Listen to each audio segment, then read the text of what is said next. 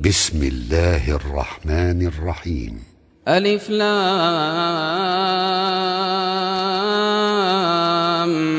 ميم. تلك آيات الكتاب الحكيم هدى ورحمة للمحسنين الذين يقيمون الصلاة ويؤتون الزكاة وهم بالآخرة هم يوقنون أولئك على هدى من ربهم وأولئك هم المفلحون. ومن الناس من يشتري لهو الحديث ليضل عن سبيل الله بغير علم ويتخذها هزوا أولئك لهم عذاب مهين. وإذا تتلى عليه آياتنا ولى مستكبرا كأن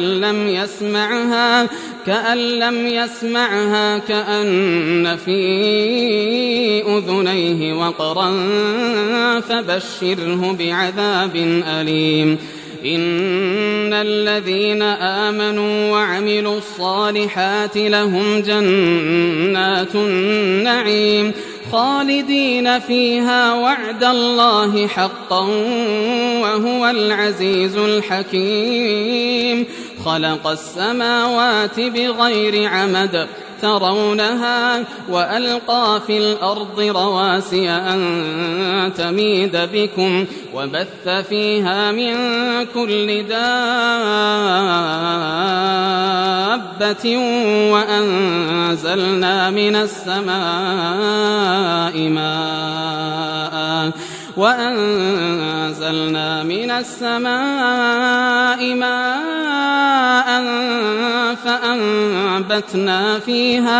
فأنبتنا فيها من كل زوج كريم. هذا خلق الله فأروني ماذا خلق الذين من دونه بل الظالمون في ضلال مبين.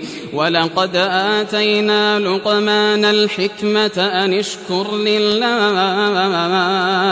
ومن يشكر فإنما يشكر لنفسه ومن كفر فإن الله غني حميد. وإذ قال لقمان لابنه وهو يعظه يا بني لا تشرك بالله إن الشرك لظلم عظيم. ووصينا الإنسان بوالديه حملته أمه وهنا على وهن وفصاله في عامين أن اشكر لي ولوالديك إلي المصير. وإن جاهداك على أن تشرك بي ما ليس لك به علم فلا تطعهما وصاحبهما في الدنيا معروفا واتبع سبيل من أناب إلي ثم إلي مرجعكم فأنبئكم بما كنتم تعملون. يا بني إنها إن تك مثقال حبة من خردل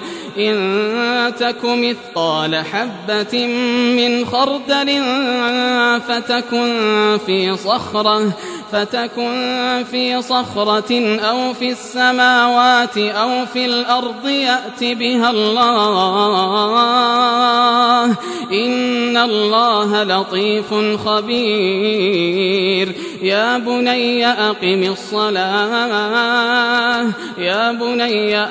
الصلاة وأمر بالمعروف وانه عن المنكر واصبر على ما أصابك إن ذلك من عزم الأمور.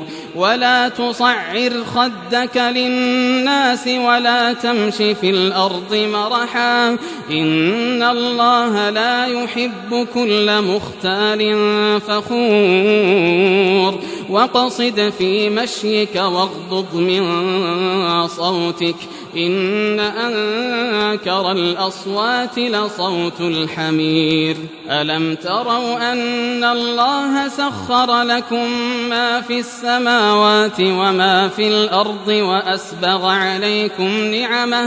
وأسبغ عليكم نعمه ظاهرة وباطنة ومن الناس من يجادل في الله بغير علم ولا هدى ولا كتاب منير.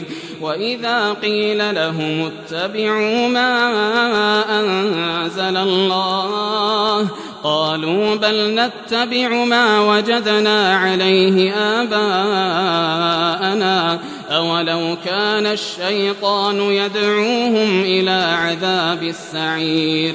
ومن يسلم وجهه إلى الله وهو محسن فقد استمسك بالعروة الوثقى وإلى الله عاقبة الأمور. ومن كفر فلا يحزنك كفره إلينا مرجعهم فننبئهم بما عملوا إن الله عليم بذات الصدور. نمتعهم قليلا ثم نضطرهم إلى عذاب غليظ ولئن سألتهم من خلق السماوات والأرض ليقولن الله قل الحمد لله بل أكثرهم لا يعلمون. لله ما في السماوات والأرض إن الله هو الغني الحميد. ولو أن ما في الأرض من شجرة أقلام والبحر يمده من بعده 7 أبحر ما نفدت كلمات الله إن الله عزيز حكيم. ما خلقكم ولا بعثكم إلا كنفس واحدة إن الله سميع بصير. ألم تر أن الله يولج الليل في النهار ويولج النهار في الليل وسخر الشمس والقمر كل يجري إلى أجل مسمى